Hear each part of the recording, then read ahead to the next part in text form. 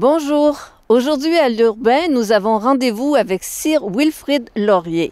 En effet, le Musée Laurier nous offre maintenant une nouvelle version rajeunie de son exposition permanente qui nous parle de l'œuvre et de la vie de celui qui fut le premier ministre du Canada de 1896 à 1911. Restez à l'écoute pour découvrir, pour apprendre davantage ce que fut cet homme qui étonne par sa modernité. Bonne émission!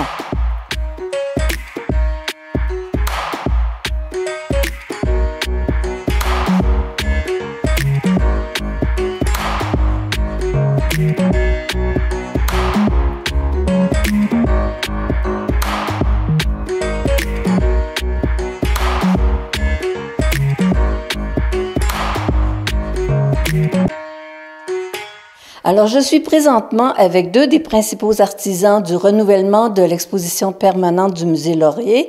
J'ai avec moi Sarah Legault. Bonjour Sarah. Allô. Et Monsieur Michel Vetkamp.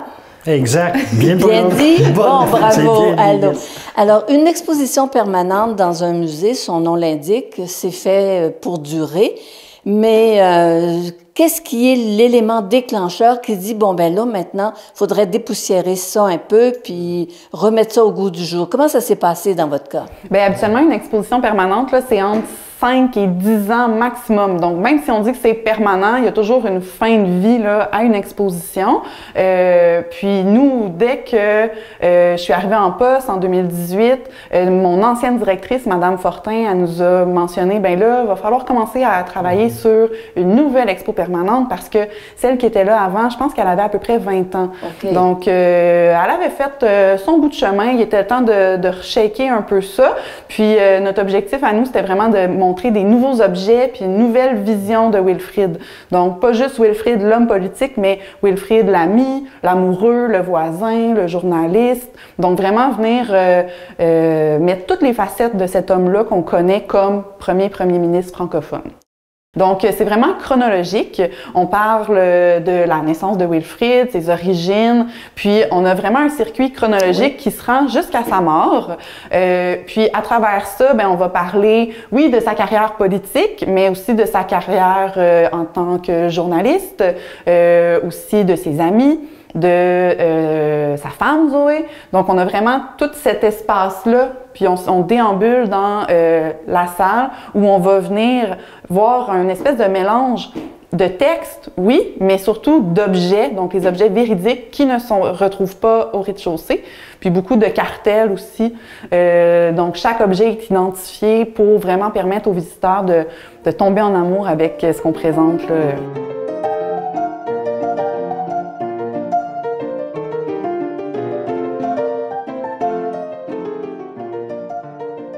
Wilfrid, il n'a pas été le seul artisan de sa vie, de sa carrière. Il était entouré de plein de gens. C'est ça. Puis c'est ça qu'on voulait... mais en fait, c'est ça qu'on veut ramener au Musée Laurier, pas juste dans la nouvelle expo permanente, mais dans toutes les sphères. Donc, dans les salles au rez-de-chaussée, dans nos nouvelles expos temporaires. Donc, vraiment montrer tous les points de vue.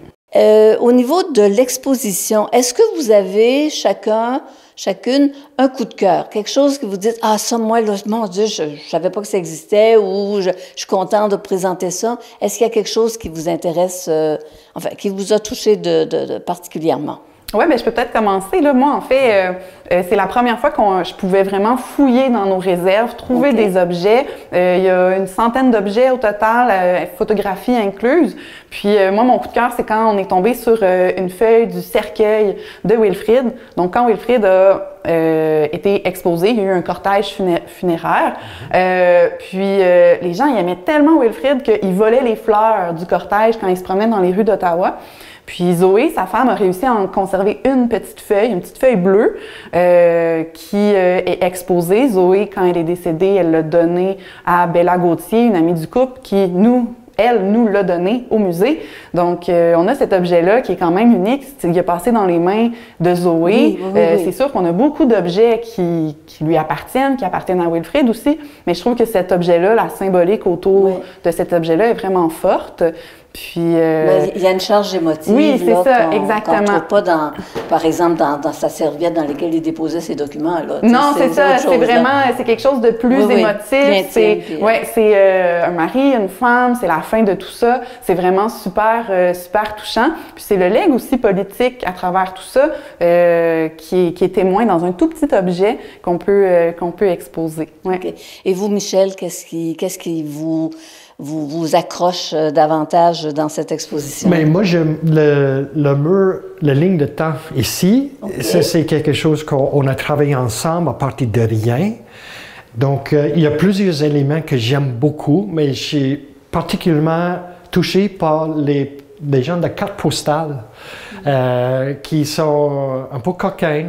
La ligne de temps ici, on est des artefacts de notre collection et qui sont exposés en vrai. Et je trouve ça touchant parce qu'on voit comme des grands succès. Puis une évolution, j'imagine. Exactement. C'est drôle parce que, je m'excuse, je te coupe, là, mais tu sais, on a eu vraiment une grosse conversation, de nombreuses conversations sur ce mur-là, parce que moi, je veux toujours mettre les vrais objets.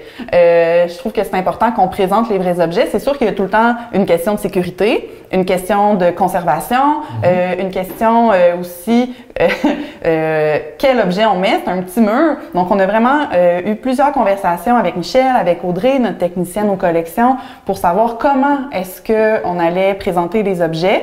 Puis, je pense que ce long travail-là qu'on a eu en équipe, les réflexions qu'on a menées, ça fait en sorte que les objets qui sont choisis, c'est vraiment les plus pertinents. Les plus pertinents, oui. Ouais, puis, ils vont changer, ces objets-là, question de conservation. Aux 6 mois à peu près, il va falloir les enlever pour en mettre des nouveaux. Donc, ça aussi, c'est trippant. On va avoir la possibilité de toujours rejouer particulièrement avec ce mur-là.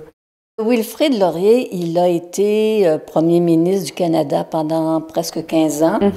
Ce que je comprends, c'est que c'est un homme qui a été très aimé. Bon, c'est sûr qu'il y a des gens qui votaient contre lui, là, mais c'était comme une espèce de rockstar avant le temps, là, un Exactement. peu. Là. Oui, hein? C'est vrai. Pour que les gens aient conservé des petits objets, il fallait quand même là, qu'il soit... Il était plus aimé que McDonald's, mettons. Oui. Alors, on ne devrait pas avoir de problème avec des choses qu'on trouverait dans le fond du garde-robe.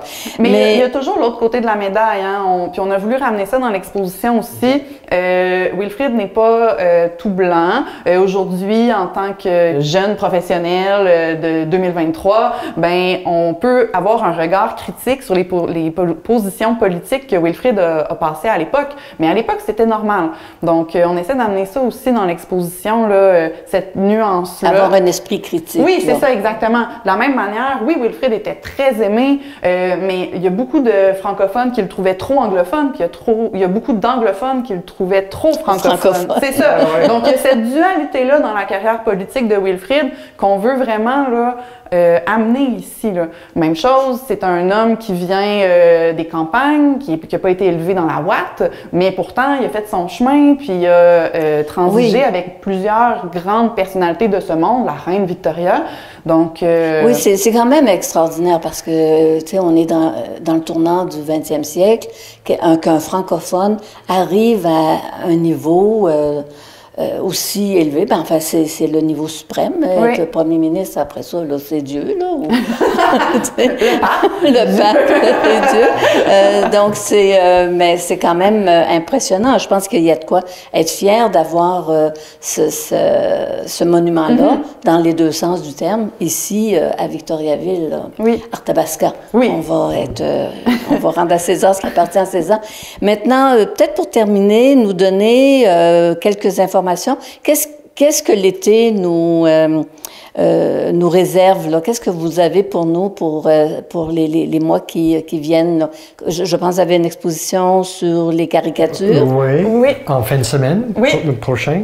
C'est dimanche? Oui, bien le 5, là, le 5 mars, on va avoir l'inauguration de l'exposition sur la caricature. Donc, c'est l'exposition La caricature politique, 1001 visages d'un politicien. Donc, ça vient vraiment parler des deux points de vue de la population canadienne sur Wilfrid, donc le point de vue francophone et anglophone qui passe par la caricature. Ensuite de ça, on va avoir à l'Hôtel des Postes, durant le mois de mars, 2 expositions avec des artistes de la région. Donc, c'est des expositions par les publics, pour les publics. Donc, au rez-de-chaussée, il va y avoir une exposition en collaboration avec Andréane Laberge et l'école Le Tandem, qui s'appelle Lumière sur la catastrophe. On va avoir aussi l'exposition Les Écornés avec Véronique Pépin, donc c'est sa 6e édition. Ah oui, c'est les œuvres d'art qui se promènent. Donc ça va être mars, avril, mai. À l'Hôtel des Postes. Puis cet été, on travaille sur une grosse expo sur Alfred la Liberté. Donc, c'est une exposition qu'on travaille, qu'on a beaucoup de travail préliminaire de fait depuis plusieurs années. On se la fait beaucoup demander, cette exposition-là. Donc, elle va être prête pour cet été, juin. Puis dans tout ça, on a beaucoup de travaux aussi. On va avoir des travaux pour la galerie au Musée Laurier. On est en train de tout refaire la devanture en bois. Il va y avoir aussi des travaux à l'Hôtel des Postes. Ben des affaires! OK, d'accord. Et je rappelle que le musée est ouvert du mercredi au dimanche, de midi à 16h. 16h30. 16h30. Oui. Sinon, c'est sur demande si jamais on a une visite qui vient puis qui va absolument. Exactement. Il y a moyen de... Et est-ce que la politique est toujours en force, à savoir que le premier dimanche du mois, c'est gratuit? Oui, tous les premiers dimanches du mois, nos institutions sont gratuites. Puis on fait toujours des activités les premiers dimanches du mois pour la population. Donc, si vous décidez de passer... Ah, mais dimanche? Ben oui, bon. Oui, c'est ça. Ben, par exemple, pour le mois d'avril, donc le dimanche du mois d'avril, c'est le vernissage de l'exposition Les Écornés. Puis il va y avoir un espace créatif où les gens vont pouvoir faire leur propre carte et la poster. Donc, même s'il est trop tard pour être exposé, il va y avoir cette possibilité-là. Exactement. C'est une idée géniale, ça, cette exposition. On est bien content là, la participation avec autant Véronique qu'avec Andréane, le tandem. C'est vraiment chouette. Notre objectif, c'est vraiment de s'ouvrir sur notre communauté. Absolument, c'est bon ça. Puis on travaille fort pour ça. On est une belle équipe, puis on travaille vraiment fort pour redonner ça, cette énergie-là aux gens de Victoriaville, Arthabasca, mais aussi plus large, là. Donc, voilà. Bien, merci beaucoup. Félicitations. Merci. De toute façon, l'exposition, c'est très intéressante. Et moi, ça me rappelle qu'il faudrait peut-être qu'on connaisse un petit peu plus l'histoire de nos politiciens. Là. Oui. Des fois, on peut découvrir des choses fort intéressantes. Merci. Et puis, bon succès à votre exposition. Merci beaucoup. Merci beaucoup.